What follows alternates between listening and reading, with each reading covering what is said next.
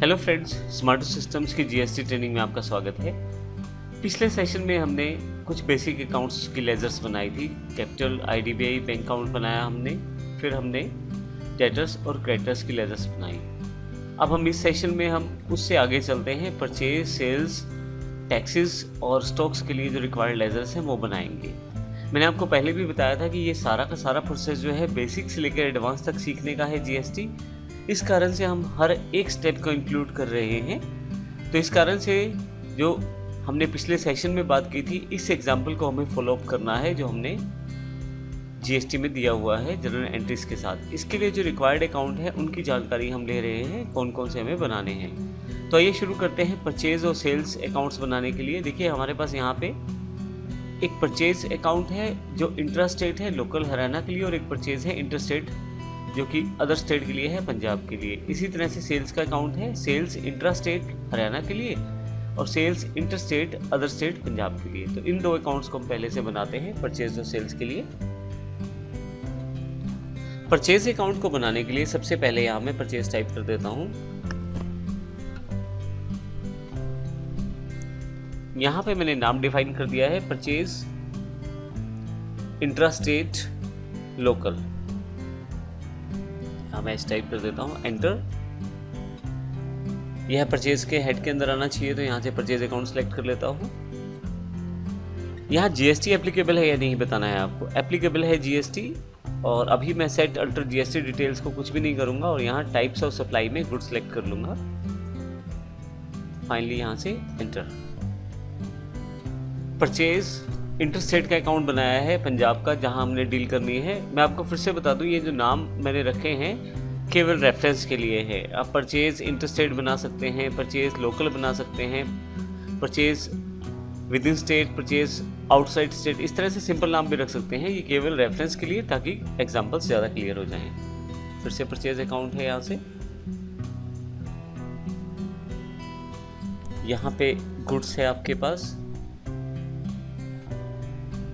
Good select कर लीजिए यहाँ से, फाइनली एंटर। अब मुझे दो सेल्स के अकाउंट बनाने हैं।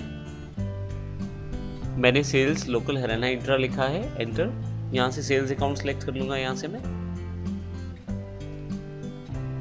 एप्लीकेबल है, गुड सेलेक्ट कर ले, क्योंकि गुड्स में हम लोग डील करने वाले हैं। मुझे एक सेल्स का अकाउंट बनाना है जो इंटर स्टेट सेल्स का है। सेम प्रोसेस रहेगा, गुड सेलेक्ट कर लें, और फाइनली ये अकाउंट भी हमारा तैयार है। अब यहाँ पे सबसे इम्पोर्टेंट पार्ट, अब हम सीखेंगे कि किस प्रकार हम सेपरेट लेजर्स के साथ इनपुट सीजीएसटी और आउटपुट सीजीएसटी को प्रयोग करते हुए अपनी एंट्रीज को कर सकते हैं।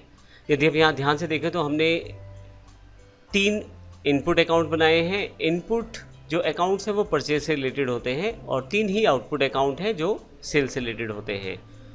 हर एक टैक्स के लिए हमने एक इनपुट और एक आउटपुट अकाउंट लिया है। जैसे सीजीएसटी के लिए इनपुट अकाउंट भी है और आउटपुट भी है, इस तरह से एसजीएसटी के लिए, और इस तरह से आईजीएसटी के लिए। तो आइए देखते हैं किस प्रकार से हम ये अकाउंट बना सकते हैं। अब यहाँ पे आसानी से समझने के लिए मैंने पहले से ही एक चार्ट बना दिया है, ताकि हम आसानी से क्लियर कर पाएँ कौन कौन से अकाउंट्स हमें चाहिए। यहाँ सबसे पहले देखिए हमारे पास, मैं आपको बता देता हूँ कि 18% ही प्रोडक्ट है जिस पे मैं डील करने वाला हूँ। एक ही प्रोडक्ट की बात करने वाले हैं। बड़ा ही बेसिक एग्जांपल बना के देखेंगे। आने वाले सेशंस पे एडवांस लेवल पे भी जाएंगे, लेकिन अभी बेसिक की बात करते हैं। अगर मैं परचेज विद इन स्टेट करता हूँ अपनी स्टेट में 18% के साथ, तो मुझे 2 अकाउंट बनाने पड़ेंगे, इनपुट एसजीएसटी 9% और इनपुट सीजीएसटी 9%। क्योंकि टोटल जीएसटी 18% है, तो मैं एसजीएसटी और सीजीएसटी को अलग अलग कर लेता हूँ 9%। उसके पश्चात अगर मुझे परचेज बाहर से करनी है, 18% प्रोडक्ट है मेरा, तो मुझे एक इनपुट आईजीएसटी अकाउंट एक ही चाहिए। इसके लिए अब मुझे यहाँ पे आईजीएसटी और सीजीएसटी अलग अलग नहीं लेने, केवल आईजीएसटी से मेरा काम यहाँ चलेगा। इसी तरह से अगर मैं सेल कर रहा हूँ प्रोडक्ट को 18% पे, तो मुझे 2 अकाउंट चाहिए आउटपुट के। अगर लोकल सेल कर रहा हूँ अर्थात अपने राज्य में विद इन स्टेट, तो एसजीएसटी आउटपुट के साथ 9% और आउटपुट के साथ ही सीजीएसटी 9%। परंतु यदि मैं राज्य से बाहर सेल करता हूं तो उस केस में केवल 18% एक ही अकाउंट क्रिएट होगा आउटपुट आईजीएसटी के साथ। अब यहाँ पे ये एग्जांपल लिमिटेड है एक प्रोडक्ट तक, जो कि 18% हमने पहले से डिसाइड किया हुआ है। मान लीजिए आपके पास एक से अधिक प्रोडक्ट हैं और वो सभी अलग अलग परसेंटेज पे आ रहे हैं, तो ऐसे केस में आपको हर एक के लिए ये अकाउंट रिपीट करने पड़ेंगे। सपोज़ करें मेरे पास कोई 28% का प्रोडक्ट है, तो परचेज़ विद इन जो स्टेट रहेगा 28% और आउटसाइड स्टेट रहेगा 28%। फिर उसके साथ मुझे ये सभी अकाउंट्स बार बार रिपीट करने पड़ेंगे। इनपुट SGST 14%, इनपुट CGST 14%, क्योंकि टोटल 28 है। फिर इनपुट IGST 28%। इसी तरह से नीचे सेल्स के अकाउंट भी मुझे रिपीट करने पड़ेंगे। हालांकि इसका पूरा एक प्रैक्टिकल एग्जांपल हम अगले सेशंस में भी देखेंगे, आने वाले सेशंस में। अभी बात करते हैं अभी इस एग्जांपल के बारे में। तो कुल मिला के मुझे यहाँ पे 3 अकाउंट ये और 3 अकाउंट ये, 6 अकाउंट बनाने हैं। 7वां अकाउंट मेरे पास GST टैक्स पेबल का है।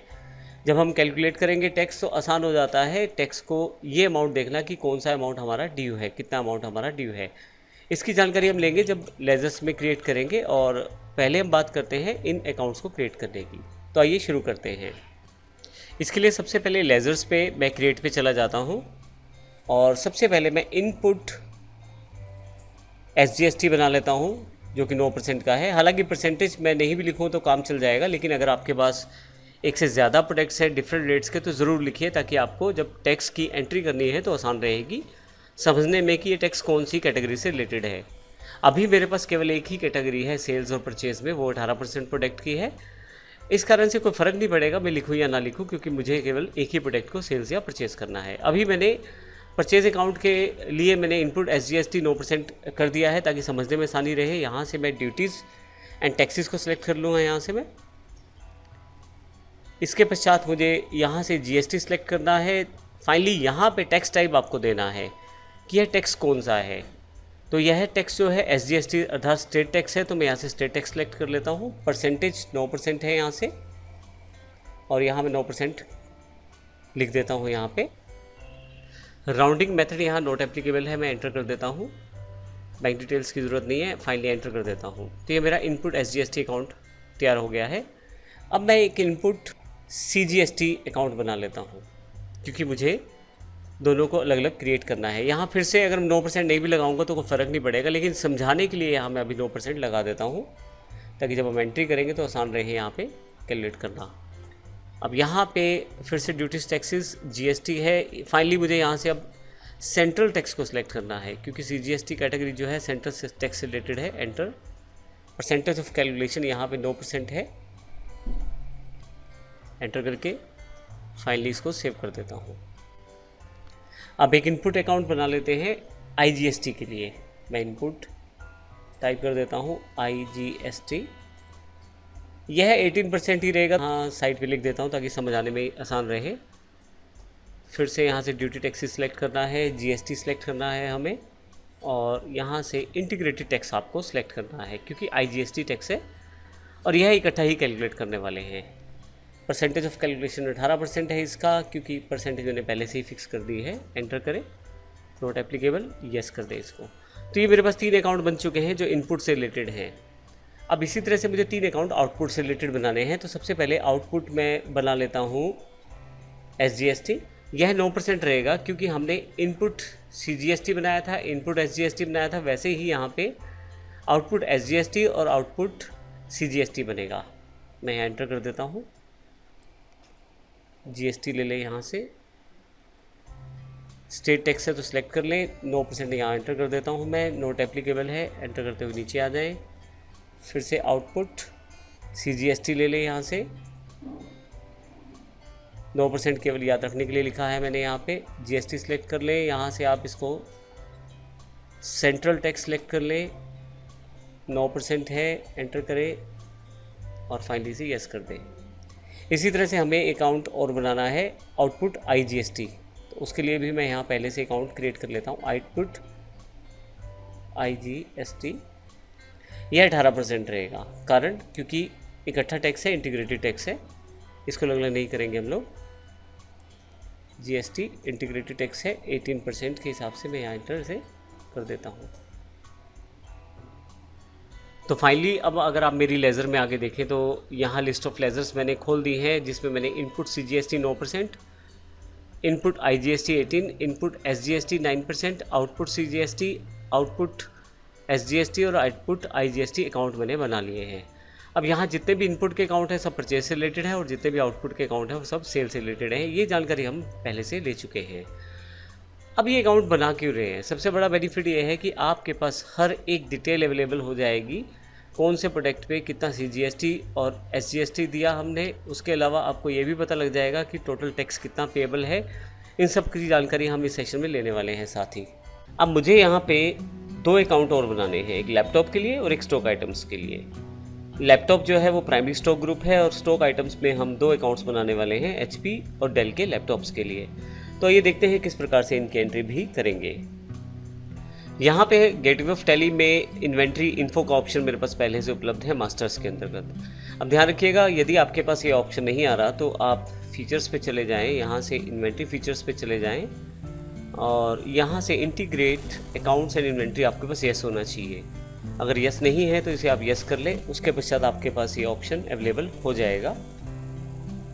अब यहाँ इन्वेंट्री इन्फो पर जाकर मैं सबसे पहले एक स्टॉक ग्रुप बना लेता हूँ, एंटर करता हूँ, क्रिएट करता हूँ। मैंने नाम रख दिया है लैपटॉप, एंटर। ये एक प्राइमरी ग्रुप है, एंटर। यहाँ सबसे इंपॉर्टेंट पॉइंट है सेट अल्टर GST डिटेल्स। मैंने अब तक कहीं भी GST के रिगार्डिंग जो टैक्स डिटेल्स हैं वो नहीं डाली, यहाँ पहली बार मैं डाल रहा हूँ। यस करता हूँ यहाँ पे मैं। आप देखेंगे यहाँ पे काफ़ी सारे ऑप्शंस आपके पास अवेलेबल हो जाएंगे। सबसे पहला है टैक्सेबिलिटी है इस प्रोडक्ट की या नहीं है, क्योंकि इस प्रोडक्ट पे टैक्स लगेगा तो यह एक टैक्सेबल प्रोडक्ट है। मैं यहाँ टैक्सेबल सेलेक्ट कर लेता हूँ। यहाँ आपके पास टैक्स टाइप की जानकारी आपको देनी है, इंटीग्रेटेड टैक्स है, सेंट्रल टैक्स है या स्टेट टैक्स है या सेस है। मैं आपको ये भी बता दूं कि यहाँ पे कुछ ऑप्शंस आप एनेबल डिसेबल कर सकते हैं। उसके लिए शॉर्टकट में F12 की का प्रयोग करें, F12। आपके पास कॉन्फ़िगरेशन ओपन हो जाएगी, यहाँ से आप कुछ चीज़ों को ऑन ऑफ कर सकते हैं, जैसे HSN कोड अगर आप प्रोडक्ट के लिए डालना चाहते हैं तो यस कर दें। और इसी तरह से show all GST tax types को भी मैंने यहाँ यस किया हुआ है। अगर आपके पास केवल एक टैक्स ही दिखा रहा है तो यहाँ से आप show all GST tax type को यस कर देंगे तो फिर आपके पास सभी टैक्सेस यहाँ दिखाना शुरू कर देगा। अब मुझे पता है कि मेरे लैपटॉप पे 18% टैक्स है, मैं 18% एंटर कर देता हूँ। जैसे एंटर करूँगा सेंट्रल टैक्स और स्टेट टैक्स को खुद ही यह फिल कर देगा। इस तरह से टैक्स डिटेल पहली बार मैंने फिल की है यहाँ पे। तो अब मैं यहाँ एंटर करते हुए आगे आ जाता हूँ और यस कर देता हूँ, एस्केप कर लेता हूँ। अब मुझे एक यूनिट क्रिएट करना है क्योंकि स्टॉक आइटम्स मुझे बनाना है, तो एक यूनिट बना लेता हूँ।